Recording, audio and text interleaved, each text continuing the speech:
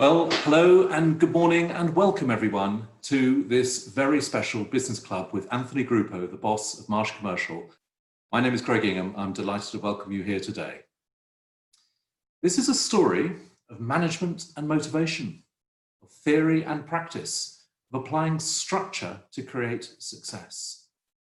This is also a story of a former construction worker becoming a CEO, which interestingly he defines as coach, entrepreneur and owner, the latter being a powerful state of mind for everyone at any level of business. He's the boss of Marsh Commercial, a company with 2,700 people here in the UK, 200,000 clients across multiple sectors and numerous UK offices, focused on insurance, risk management and employee and health benefits. It is also a story, we're delighted to say, that we're telling uniquely today through our 4 cities where Media Clash, our business, publishes magazines and runs events. That's Bath, Bristol, Cardiff and Exeter. Before we start, some updates.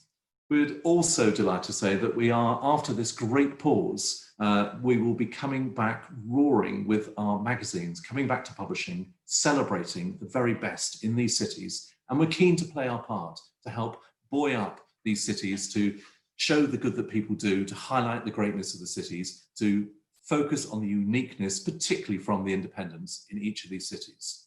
Bath Life is back with its first issue back on August 28th, then Bristol Life on September 18th, Cardiff Life September 25th, and Exeter Living on October the 2nd.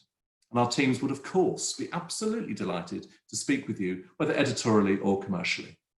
Our events will continue virtually for now, such as this event today, business clubs and surgeries in all of our cities.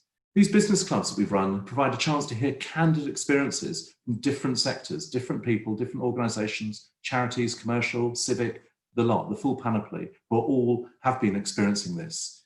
They were originally called Tales from the Lockdown, and we've migrated those now into emerging into the new world. We're all looking forwards, we have to, into the autumn and then into 2021. The business surgeries are a chance for a deep dive into a particular specialism with just one company. It might be financial, legal, tech, recruitment, whatever. We can all do with help navigating. We're in the same storm, but perhaps in different boats. And our next major awards are the Bristol Life Awards on September 17th. They're live presented in a bespoke studio with filmed inserts from our sponsors and leading Bristol people, plus live Zoom sessions with our finalists and winners, replicating some of the emotion of that moment when we say, and the winner is, and the sheer joy that causes. We have had terrific support from our sponsors, absolutely led from the front by Marsh Commercial. Like many of you listening today, we're having to reshape what we do, at least in the short term, and who knows, may well be in the medium term and longer. Good luck, good wisdom to all in these times. And now, if I could ask Antony to step forward virtually. Let's come on to this. So Antony, how are you this morning? Good, Greg. Good to see you. Yep. Whoever would have thought that the next time we see each other, I'd be in my apartment in London and you'd be in your home. You see, I wondered if that was a virtual background, but that really is the Shard on the banks of the Thames. It is. You may even see some boats and ships going by as we have a conversation. Well, let's hope you do see some boats and ships, because they're good signifiers of activity, I suppose, and that one way or another, we all want to see that, don't we? Yes, the activity on the Thames is picking up, Greg. Yeah, we're good. So today, I'd like to talk to you from a personal point of view about your career, your learnings along the way, then about Marsh as a business, and then perhaps to revert to some personal elements towards the end. And for anyone watching, please ask questions. We'll attempt to take as many as we can during this. I'll take those separately, so pop them through using the Q&A below. You can ask them anonymously if you wish, but preferably not. So, Antony, tell us this. Let's hear some of your story. Your bio says, quote, "If I can transition from construction worker to CEO, you can as well in your chosen profession." How did that happen for you? Yeah, thanks, Greg. And as we start our conversation, I just want to congratulate you and Bristol Life for just being innovative and visionaries and working in a virtual world. So it's fantastic that you could bring everyone together today. That's very kind of you to say so. Yeah. Greg, I come from humble beginnings, as I think many of us do, and probably many of the leaders that are on the call today. and came from a working class family. I had a great, absolute tremendous family support. But at that time, I was working on construction and thought, what's the possibilities that we're limited by our own imagination and creativity? So started to make the climb and went from construction into the world of financial type adjusting and then into insurance. So, I'm a product of a great family and a product of being around great people. We all get where we are because we're blessed to have people around that support us. And I love being here in the United Kingdom, working with such great people. Tell us this. I mean, in your career over how many years it's been, what do you think, perhaps in retrospect, maybe you felt it at the time, but what were the pivotal moments where there was suddenly an opportunity to change or leap forward in some way? Yeah, there was a moment when I can remember I had was in a process of working in my 20s, repossessing cars, right? So I was that loan collector. Like, where else would someone who wasn't from a university background start? So you start at the bottom of the rung. And I can remember seeing a segment of society and people suffering and having trouble with behavioral issues and different patterns. And I thought, that's what leadership really is, isn't it? It's trying to help be a servant leader to work through with others. And I had a conversation with my dad one day. I lost my father when I was relatively young to a neurological disease. And he asked me a question a few days before he passed. He asked me to define the definition of greatness. And I wish, Greg, that I had this beautiful answer. I gave the typical answer of goal setting and defining objectives, and he just smiled at me and he said, "You've learned nothing." Here was a simple steel worker, right, a welder by trade, who said to me that greatness is defined when people duplicate what you started. And if no one duplicates what you started, then how could you have been great? So I just tried to lead the rest of my life and my career trying to pay honor to that steel worker and try to be in a position of helping others, because I think that's what leadership is.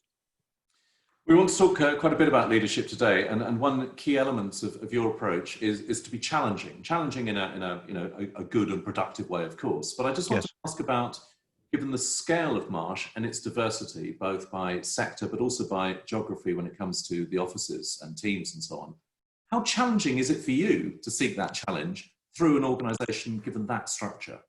Yeah. So it's always challenging when you're responsible to support and work for a few thousand people, but you trust on your ability to have a good team around you. And I'm blessed to have a really strong leadership team and tremendous professionals at Marsh Commercial. Now, we all know that when you have that type of responsibility, 60 locations, over 2,000 people, that you can fall prey, and I'm sure it's true for leaders on the phone, whether businesses are small or large, that you think you have to control it, micromanage it, be so hands-on, and that's probably the real kiss of death.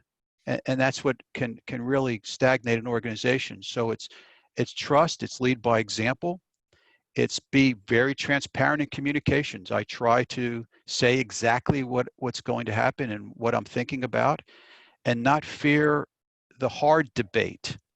I think too often business leaders and businesses and governments and others just don't trust their constituents to know the transparency of what the moves are going to be. And then creativity comes, Greg, right? That's when great people step up and have great ideas. And those hard conversations are ever more pertinent. I'm not talking about Marsh in this respect. I'm talking generally that virtually every business on this call either has or will be contemplating some degree of change in their business, including potentially redundancies or short-time working or whatever. And that is really hard to both navigate your way through, whether a small or a large business, but of course to be on the receiving end of. How do you advise businesses to approach, let's go into some of those Sure. areas. How do you advise them to take those tough areas of communication where you're having to implement new ways of working, including not working? Sure. And think of it this way for a moment. that everyone, because of this virtual behavior and working remotely, if you had said to me that in the beginning of or middle of March that 2,700 of us would be working from home within a few days after that, I would thought, God, Craig, you know. But when you think through what's happened is we've actually become closer than ever in this environment. You and I are right now communicating inside our homes. So what happens is the personal stories of those we serve come more to the surface. We're even more aware of parents looking after aging or ill parents, single parents looking after children, working couples sitting at a dining room trying to do their jobs, both from their laptops with children in the background. So what happens is we can become more, hopefully, sensitive and sensitized to that environment. And it's at that point that when we start to think creatively, that we have to realize that we'll never work the way we did again, that the ecosystem has changed, that we will work from anywhere, wherever we're standing. And the office will become a place of collaboration and training and other productivity, but we'll only go in the future to where we go to be productive. So what is the difference of you and I and Claudia and Annie meeting in a park to discuss Bristol Life or an office? So the challenge is now is to be able to give people the freedom to balance their life and work while still maintaining the performance standards and expectations that a company has. And when we do that, I think people, and we see it, people rise to the occasion because they know we don't have all the answers, and we're going to find them together. I think that latter point is particularly well made. The reality is that doubt is always uncomfortable, but certainty is sort of absurd in current times. And as a business leader, whatever size of company, to put your hand up and say, we don't have the answers. No one does at this stage. We can just try and figure it out the best way we can. No, and all we can do is keep giving consistent guidance and not be, as leaders, not be prone to move to where the noise is. You know, change, as you said, Greg, you know, let's talk about one thing related to that. All my career, whether I, as an expat, whether I've been in America or the United Kingdom or other places, people have such an intense fear of change. And I almost see a victimization during a pandemic of people frozen in their behavior and almost stuck. And they talk about change. Well, we can't stop change. Sure, none of us expected this, but it'd be something else that would have caused us to think about change. So change is for everyone, right? We can't stop it. But motivation, a true evolution of the human spirit, now that's for the highly motivated, right? So I hope that through these times, as we're listening together today and interacting with colleagues on this session, is that we think about how do we evolve versus just be a victim of change. We'll come on to further points on motivation. I just want to highlight, you've touched on two of the sort of the paradoxes of the pandemic. One, that we're never further apart, but we're actually closer still, because you know you can see inside people's homes, you can see there's across the Thames or whatever. There's a form of, if not intimacy, but a closeness than there might be otherwise. But the other is that even in this time of great pause, it's actually been a time of great acceleration. Some underlying trends in business, and I want to ask you about working from home in particular, come on to that in a sec, have actually been accelerated during this time because they are there in place, and we've had a chance to pause and think. But let's come to this motivation point. If you wanted to give advice on the best way to motivate people, what would it be? Yeah, there is no science to one person motivating another, but there is a caring situation of getting people to care about what they're doing. I think the best platform is to look at everyone as a leader and ask them to be passionate, to involve both how they feel personally and how they feel professionally, and the two should intersect. We don't have to be in a place anymore, Greg, where before someone is 32 years old, they change jobs 9 times. That's a disconnect between a personal mission and a professional one. That's taking a job for the sake of it, not for what you can do with it. And in this type of environment and others, as we come together, we see a better way to lead together, to have a strategic position personally and professionally, to look at desired outcomes that we want to reach. And because careers could be enhanced now. I had a young person say something to me the other day, a young colleague saying, how will you see me? How will I be able to progress in my career when no one can see me at home? And I shared with her the greats through history who didn't have an office, an auditorium, a Zoom meeting session. They were just toiling away. But what happened is when you work to the best of your ability, when you're an overachiever, when you try to have good results, when you raise your hand, when you show a good attitudinal base, the world finds you. The phone rings. They come calling because you're such a welcome spirit in a world of transformation. The world will find you. And certainly as managers, many managers on this call know, on the whole, of course, it's easier to motivate people during happy times, businesses growing fast and so on, opportunities for change, development, progression. But for most businesses, these are not those happy times. Yeah. How do you handle that motivational point in tougher times? Yeah, so great question. Approaching this pandemic. Yeah, great question, because we're all facing it, right? We're all in that same situation. So the way I try to approach it, and my fellow leaders do, is to make sure that your first responsibility is to your colleagues, not to the bottom line.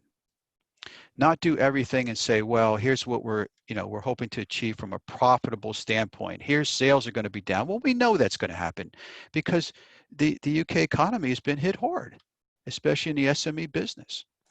So you have to first show a care and an appreciation for colleagues and what they're going through. Your first priority is to keep them safe and say every decision we make will be around your safety and that of your family. Now, when you do that, it's not only is it the right thing to do, but it's immediately, to your question, motivational, because it takes that pressure off.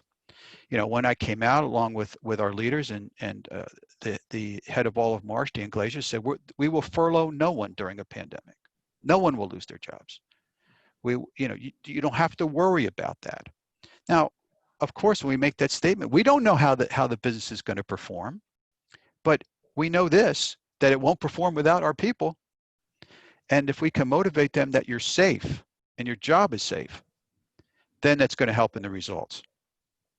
And it's going to help in that people have the right expectation. So I think that's the first place. And the second place is to show clear path is, let me say it this way, it's a bit controversial, but I think it's important, is that there are leaders who keep articulating with people, when we go back into the office, this is how it's going to be. I expect everyone will be back working 9 to 5 or whatever it might be. And that puts great pressure and demotivation on people because some of them have made life changes. They can't go back. They can't go back to that same style of work and life. And some don't want to. So we have to make, as leaders, make a motivational transition ourselves, don't we? To say, wait a minute, maybe there's a better way. And of course, some people don't want to go back. There's a near term, and who knows how long that runs, but a near term sort of fear, dare I say, and people require reassurance from not a legal point of view, but almost from a health and safety point of view, that this is a safe place. That's right. There are others who've actually acclimatized to working from home, perhaps those with different sort of circadian rhythms who are less good in the mornings and the afternoons and able to work through the evenings, but they can choose to work.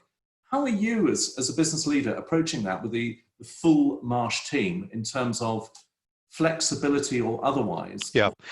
So we took the other side. Yeah, we took a bold move. We said that the colleague will decide how they want to work.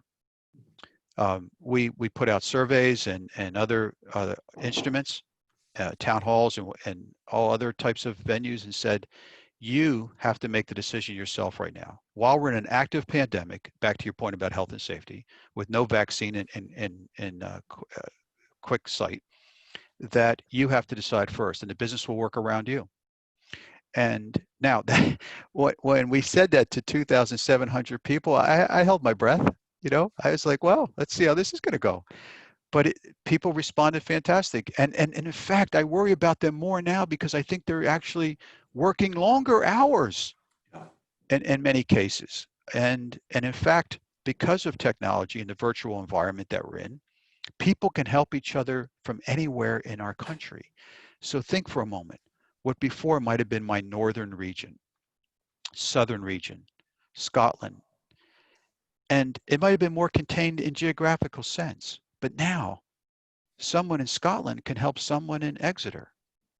Someone in Cardiff can be helping someone in Glasgow. So people started to meet more people and energize each other, and it's a different place now, Greg, isn't it? Well, let's take. I agree completely. It's a different place now, and it's probably going to be a different place in October and in January and in June next year and so on. We're all, lily padding for the next few months and thinking I can sort of see that and sort of see the next one. But I don't think many of us have much idea what it's going to be like.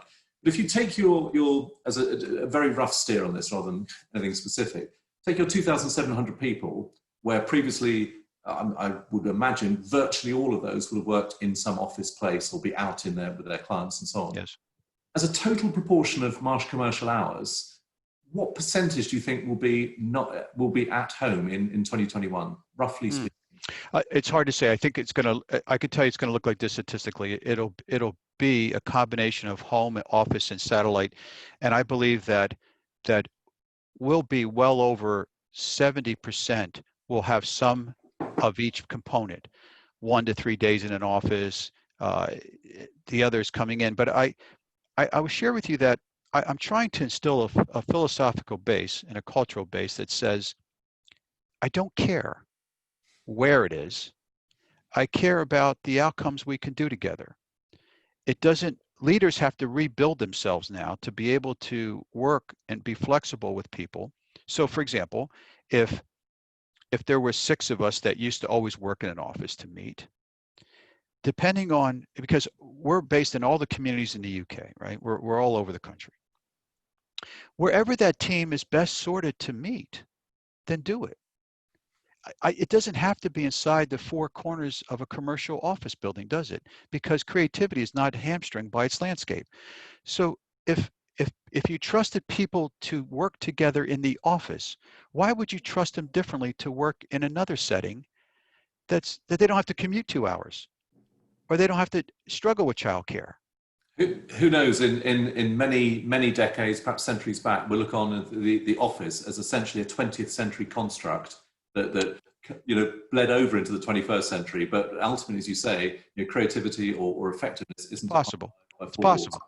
No. Because an underachiever is an underachiever, correct? So if someone is an underachiever and doesn't want to do a full day's work in an office, it's going to be the same in their home. So we have to hold people accountable, right, for their outcomes and their strategic goals and their performance objectives. And that's true of managing people, whether you can see them or not, because just because I can look at you doesn't mean I'm going to get better results. All it means is that I'm more of a command and control micromanager who's going to make your head explode. Let me just come on to a contrary argument, which of course many will express about working from home. There are various reasons why people are cautious. One might be how teams work, how teams collaborate, how they just work together. How Zoom and Teams takes us so far, but only so far. Yes. What advice would you give about that? How they collaborate? So I would look very carefully for the distinction between tasks and strategy. I'm convinced now that in a virtual environment and working like this, we can get tasks done. We can absolutely serve clients and execute on tasks. What I'm concerned about, and what many of us are, is the strategic part of this, the creativity part. It's when we're in proximity with each other, and you and I have a session, and now we walk down the hall. If you turned around and thought, wait a second, there's one other piece, you can immediately come back and we can strategize again. That's much more difficult. That's why we're going to have to build in labs and times and forums and face-to-face to actually have that happen. You see, the world was in many places already doing this. Think about if someone in Tokyo and someone in Los Angeles and someone in the UK, they were collaborating, they were strategic, they were able to get it done in other business sectors. Then we have to think differently, and in doing so, we have to challenge ourselves to break our own self-awareness. And that's what leaders have to face now, and business owners, is we had a self-awareness of how we were comfortable working. We, the individual.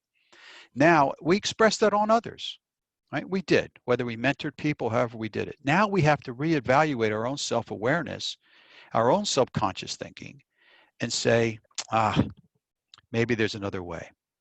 And it was different for me, right? When I left America and came here, it was a shock, right? It was How long back was that? 15 months. Right. So I actually lose track. Yes, 15 months. So that's complete different, right? Changing countries, and my self-awareness had to change from a style, right, of business that was different.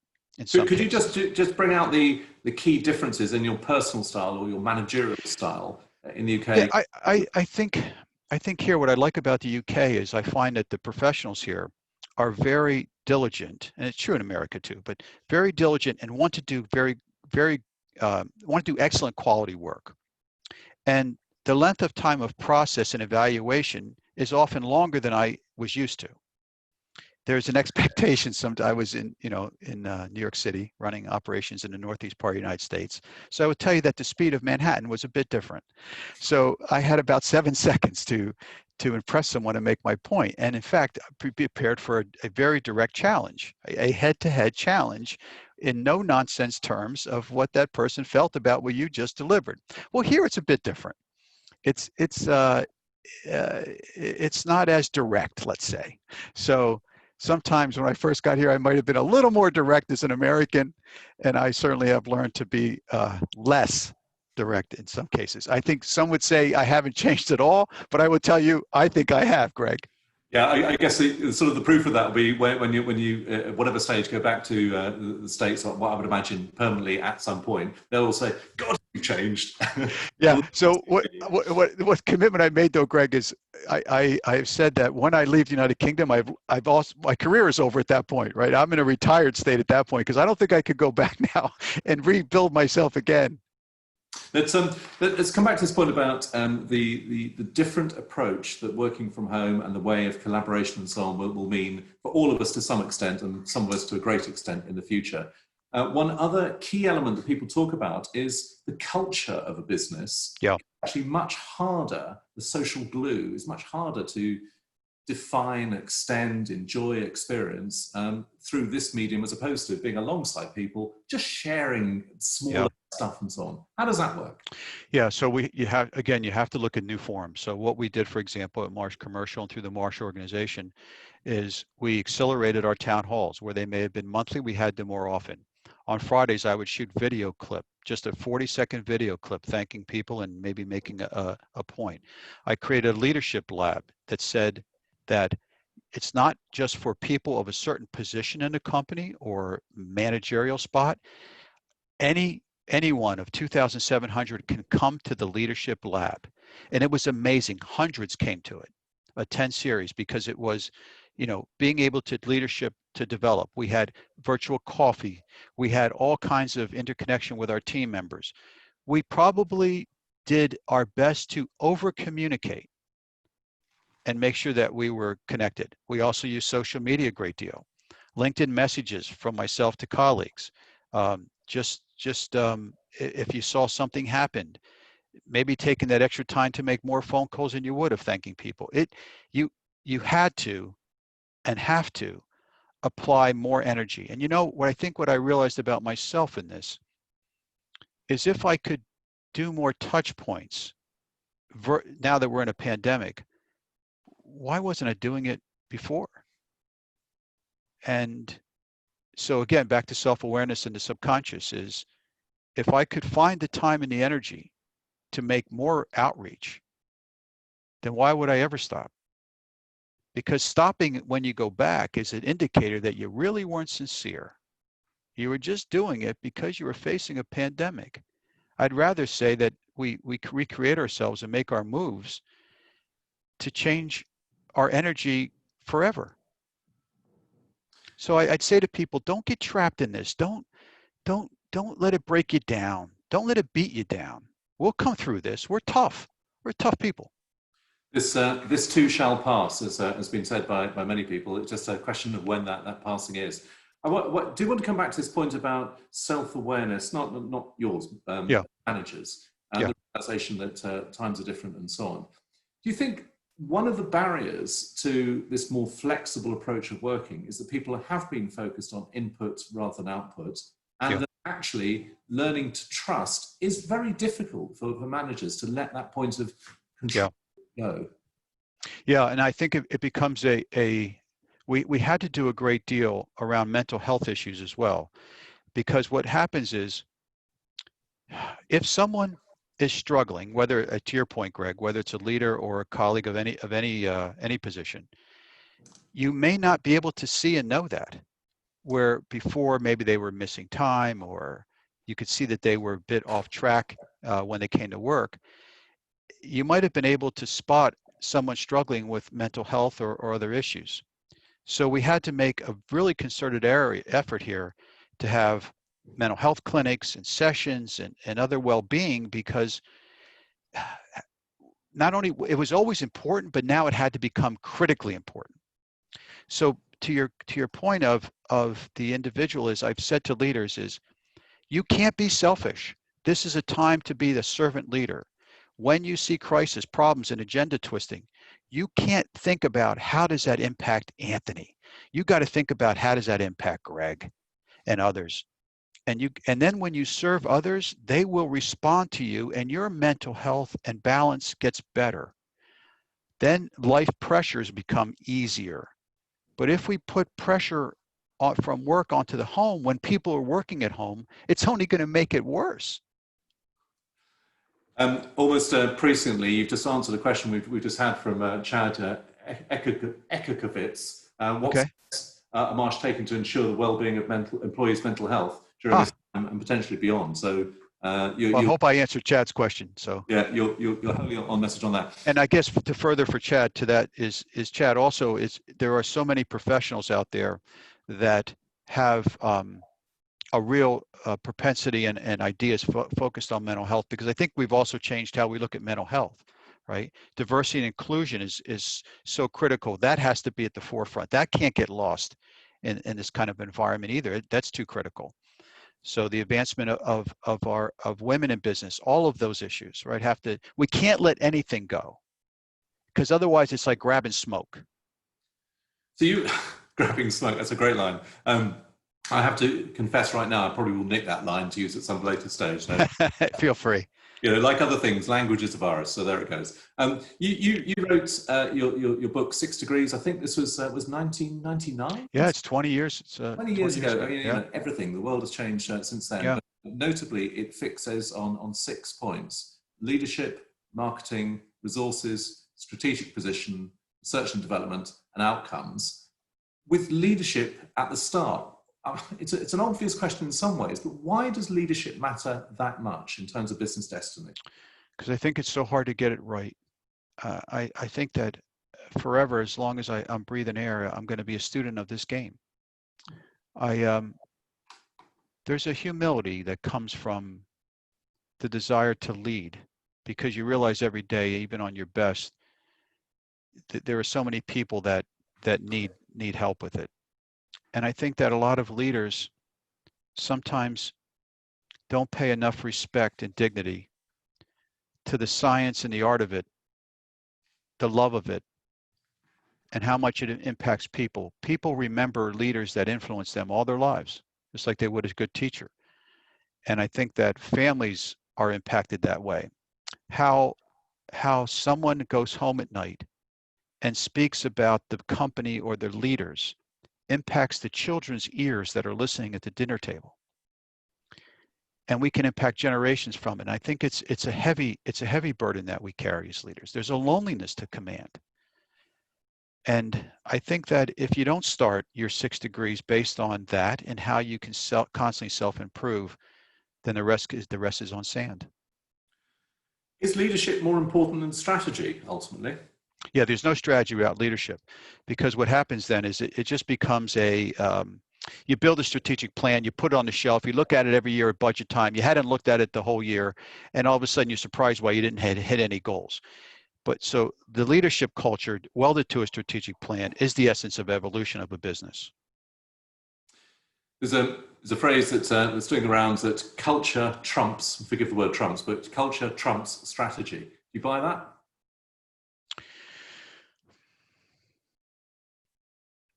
I think that the culture part of it is, let's think of like the human body. The culture is the whole neurological and skeletal system. But the strategy is what makes the limbs move. And in fact, gets them to move faster. Takes it from a sedentary couch potato to a well-tuned athletic, an elite athlete or dancer or musician. Because I always ask myself something. Is when as children, so many of you that are on the call today were either athletes or musicians, dancers, or had to do something that you practice for hours a day. When did we stop that? When did we lose that ability to know that we have to still learn and read and study and practice leadership and other things? And we have to do that every week for hours. So is that a cultural blend? Probably. Is it strategic? Yeah. But it is more of a life purpose that says culture isn't a punchline. It isn't a regulatory statement that says what's the culture of the company. It's what is the culture of the humans. And when all those humans are put together in one place, then what difference did they make for others? How did they help their communities? What were they passionate? What was their mission? And then you had a legacy. Otherwise, you just had a history. Yeah. To that culture point, culture, I suppose, is also people rather than companies preordaining. They want to go for a beer after work on a Friday or something. And back to the point we discussed earlier, I want to bring in Louise Kelly of Motor Druid, Sure. our sponsor of. Sorry, no, it's not. It's Louise Keeley. I can't read. My apologies, Louise. And she's saying, how do you keep the team, quote, together when everyone is working remotely? You've touched on this, but it's so much No, part it's a good social interaction of individuals. That's one of the reasons why we actually work together, is the enjoyment of time with colleagues. Yeah, it's a good question, Louise. And look, certainly this is not optimal, right? Us having, so let me break it down to just four tips for you. Is certainly the virtual team meetings are still incredibly important. The one-on-one discussions around with the individual are still incredibly important and necessary. They could be impactful virtually or in face-to-face. The third thing is how asking the teams themselves how they feel that how the way that you're getting something done is working for them. Do they have better ideas? It's the whole question of, look, whether motivating a team remotely from home or in the office is the same as is talking with them, not at them. Too many places talk at people. Look, I've seen businesses, I'm sure you have too. You walk down, people don't even make eye contact. They don't even say good morning in the morning. So did that matter if they were at home or in the business? If you ignore people and you can't make eye contact, do you think that they really think of you as a leader? So make eye contact remotely. Make eye contact virtually. Find out when their birthday is. Find out about the dog they got, that puppy they're training during the lockdown. And teams can still come together even better. It doesn't have to be bricks and mortar. It's cultural. Louise, and if you don't like that answer, Louise, just contact me on LinkedIn. I'll try to come up with a better one. You don't like this opinion, I got others. Was that a Groucho Marx line? You know what I mean? Yeah, if you didn't like that one, Louise, I'll come up with something else.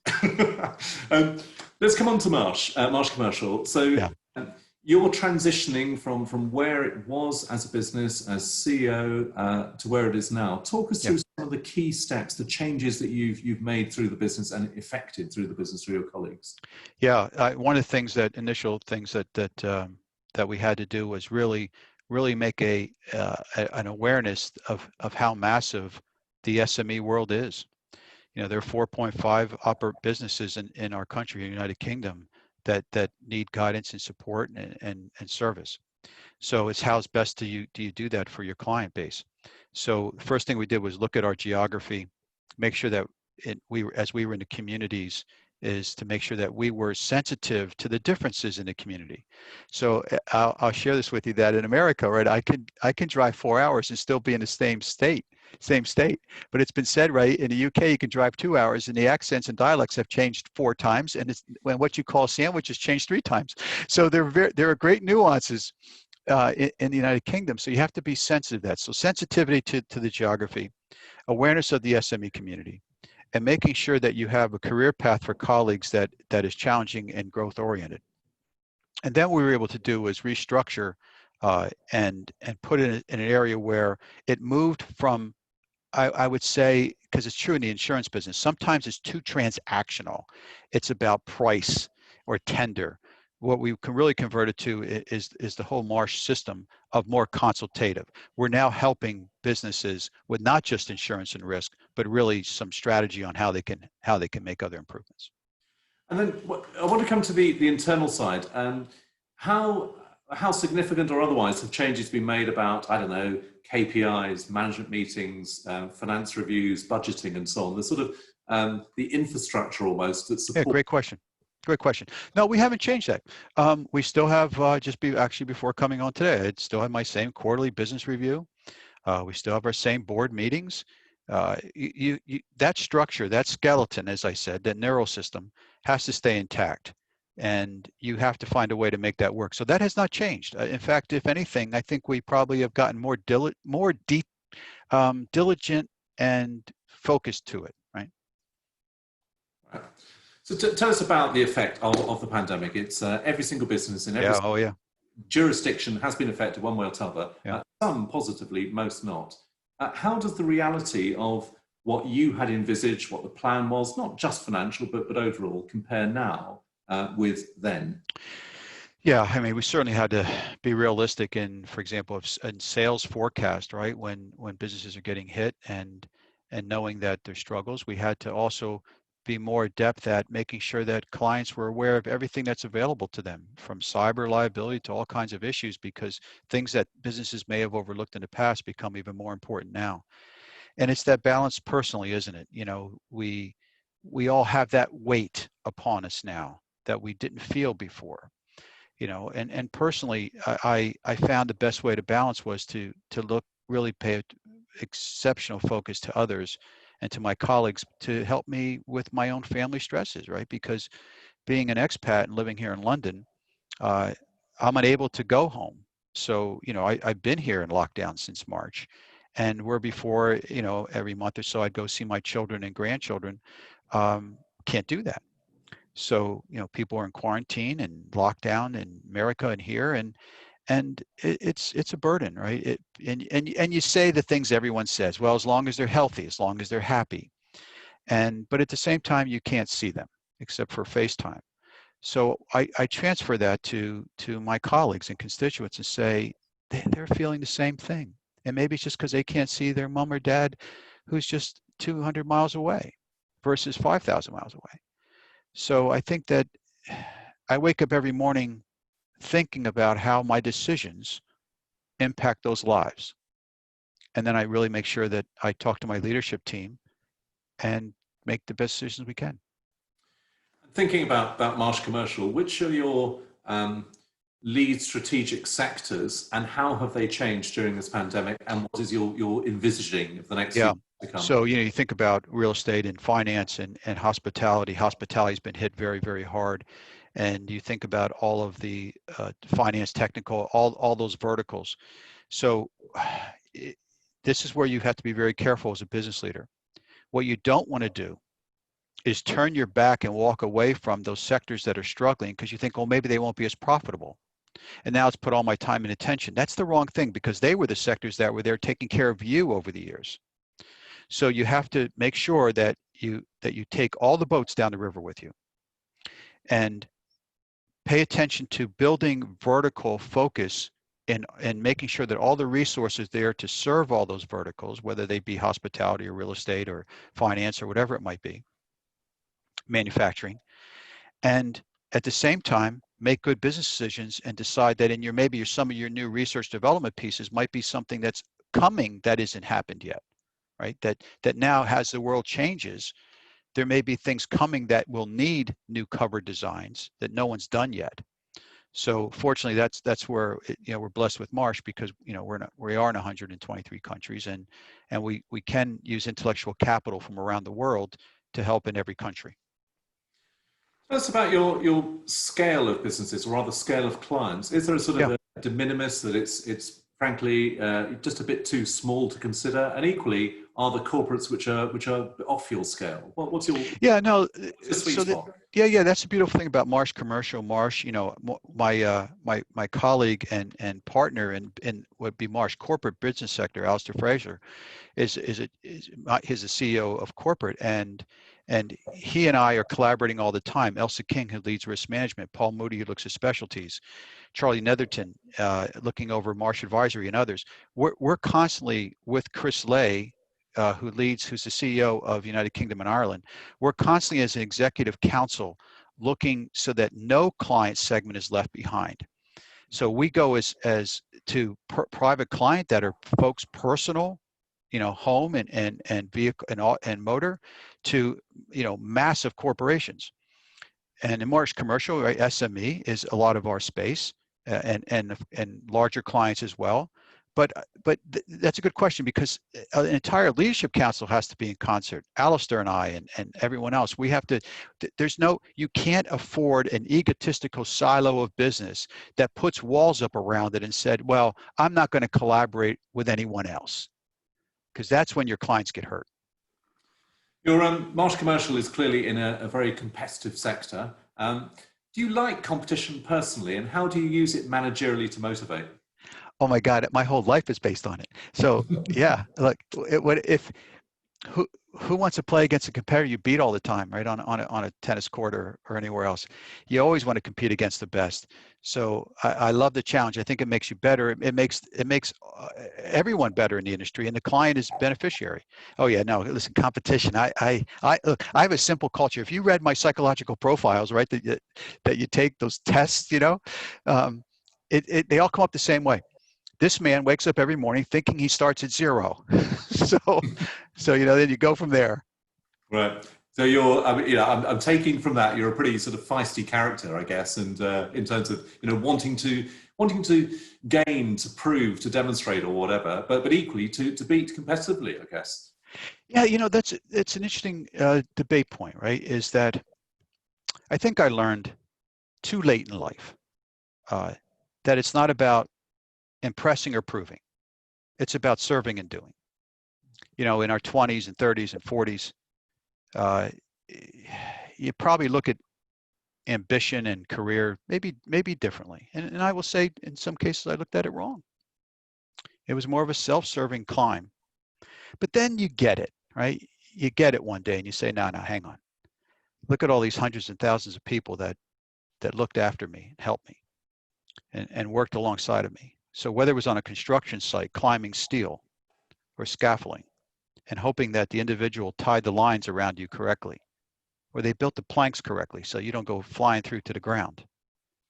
The same as in a boardroom or living room or a construction site, is the people around you, hopefully they've strapped on their equipment correctly. And when I learned that it was about serving others, when it really was about a mission, and then I think I probably relaxed better into the game. I guess there's also a theory that the older we get, the more like ourselves we truly become. We're not either trying to discover, and equally we're not trying to impress in quite the same ways, and eventually you reach a point of acceptance or status. That's the theory. How far that's true, who knows? Yeah, Kara Lynch said to me yesterday, she and I were doing a leadership lab together, and she's a very gifted leadership coach here in the UK. And Kara said, there is no failure, it's only feedback. Yeah, that's pretty good. That's so true. One specific question, which is about recruiting. Yeah. Partly, square brackets the pandemic, because that creates its own issues about recruiting. But yeah, what works for you? And talk us through that Marsh process and what you found, that what you're looking for when recruiting typically. Yeah. So I will tell you that I have a simple thought around this, and I dispense with look, I have a lot of great people in HR. Right, Amanda Brown, who leads our HR team, there's none better, and and they'll look at the CVs and all the things that structurally have to be there. But I look simply at this as, are they coachable? Do they have the ability to overcome inertia, to really work independently without having to have their hands held all the time? And do they have the ability to be a lifetime learner? And when you have those kind of ingredients and high energy, you can teach that individual anything. And they will make you better, and they'll make organizations better. So whether it's our talent acquisition people that are looking, or even if it's me on LinkedIn, seeing someone that looks that may be a good colleague from Marsh Commercial, and I'm sending them a message, that's what I'm looking for. And do you think, this is too open a question, but get the drift of it, as it were. Do you think that anyone can be a leader? Is it as basic as that? If you've got the willpower to do it, or aren't there some essential skills and characteristics which simply can't be taught? Oh, it's a powerful question, right? It's at the basis of the philosophers from 300 BC. It is, I think that everyone has the ability to get better at it every day. But I don't think everyone has the fortitude and the toughness it takes to lead in certain environments, because it's hard not to let things be personal, or the rejection, or the pressure, or the waking up every day knowing that there are thousands of people that, are they okay? I wake up and, are they okay? And what will I do today to make it better, or hopefully not worse? So I think we all have the ability to lead in our families and our personal lives and get better. I don't think all of us have the ability to lead under intense pressure for a career. Talk about over your career, and perhaps in more recent times, what have been your influences, and how do you stay fresh? How do you keep your thinking fresh? I keep my thinking fresh. I was never impressed with myself. I never was. I'm always a work in progress. I think when you're a work in progress, there lies the secret to an energy, right? Or because I always think I could do better. And it's funny, my publisher, Canadian publisher, Shannon Peel, from my last book, my sixth book, Pushes of the Possible, she asked me what was the commonality I'd found among the different leaders I interviewed and positioned in my last book. And I said, every one of them had the same thing. They just had a humility. There's just this intense humility about them that said, I can do better, and I'm not that special. And then they did these extraordinary things that people, there's a saying, I don't remember who said it, they said that it's the ordinary people that do the most extraordinary things.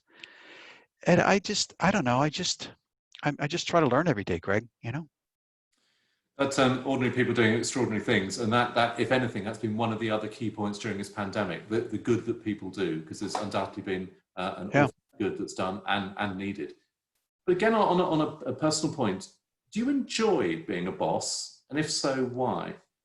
Oh, because I don't think of it as a boss, right? Even when I heard that, I was like, oh, I think there's a big difference between bosses and leaders. No, I don't see myself that way, because I only rent my position.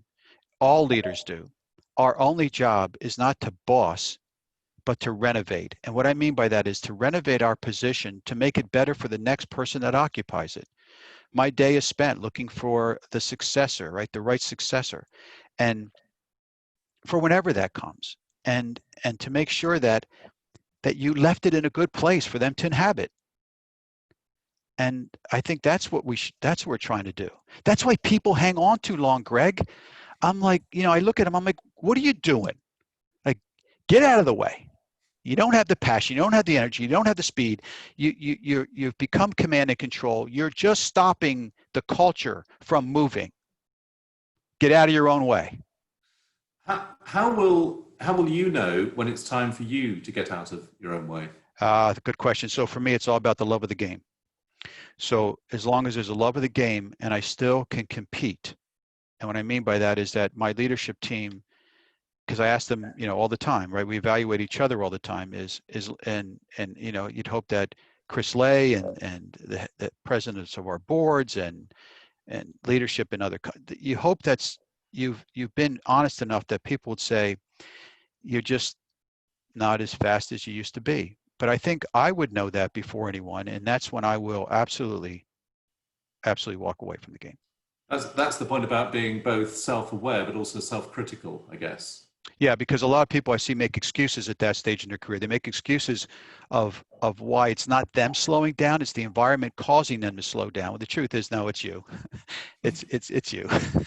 Talking of paradoxes of the pandemic, and I'm sort of guessing this from how you've been speaking today. Have you bizarrely perhaps been energized by the pandemic, having to respond to it and so on, and stepping up? Oh, yeah, look, nobody liked this one, right? Nobody wanted to deal with a global pandemic. But if you are thrust with that, if that is our lot in life, then should we not step up to the best of our ability? Yeah. I don't need people around me telling me how bad it is. I know how bad it is. Tell me what we're going to do together to make it better. And then, I want to call it an energy, sure. We've got a question from Simon Steigel. Hi, Anthony. Amid all of your many career successes, are there any regrets or missed opportunities that spring to mind that have actually shaped your outlook? No, thanks, Simon. Thank you for that. I know we're getting close on time, so yes, there is, Simon. So there is that. There are those tough places that I would have gone to help organization, turns and situations, and I think that my regret was that sometimes I didn't quickly get immersed into the environment to understand its lowest common denominator. And I learned over the years to go where the suffering was and where challenges were and where not-for-profits and charities were struggling, and to really see where the most help was needed and come back. So my regret sometimes is I stayed too far removed from it early in my career. And then when I dropped down into it, helping kids in crisis, Linda and I, my wife, we took in foster children, kids in crisis and things like that, because I wish I had done that sooner. I wish I had been a better servant to the community earlier in my career. What do you think, and this is a sort of a forward and backward question, so apologies. What do you think in, say, 6 months, 12 months' time, when you look back on this period, what do you think your key learning will have been?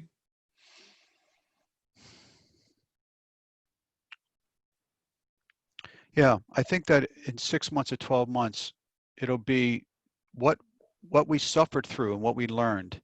Did we make the changes to make it better? Because I think what we'll have learned is that if we can get through this, and we will, then what are you going to throw at us? Like what could you really do to us?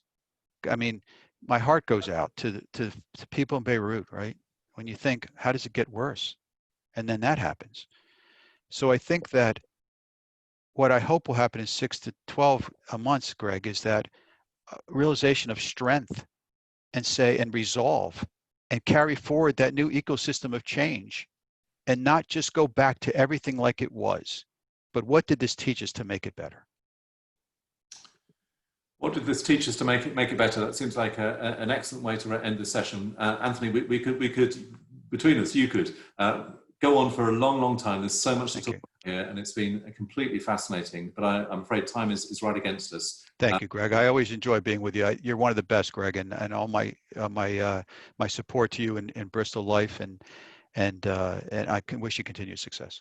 Well, that's very generous and kind of you. It's as ever, all of us are two factors. One, we're all the products of teams, and we're blessed with a very strong team at Media Clash. But two, we're all trying to figure our way here, and we're having to pivot and change and so on. But just to close, if I may, I'd like to thank everybody for attending this or for watching this on YouTube. And thank you absolutely sincerely for your support for our magazines of Bath Life, Bristol Life, Cardiff Life, and Exeter Living, and for our events. These events, by the way, in Bath are sponsored by Mojas Druitt, and in Bristol are sponsored by Bevan Britain, and our thanks to them. But seriously, from us all, a special thanks to Anthony for that inspirational and enlightening session. That was absolutely terrific. Thank you, Greg, and anyone that, please feel free. So thank you. Cool stuff. This has been a Media Clash production, and this has been quite a unique Bath Life, Bristol Life, Cardiff Life and Exeter Living Business Club. Thank you. Hashtag Bath together, Bristol together, Cardiff together and Exeter together. Thank you. Thanks.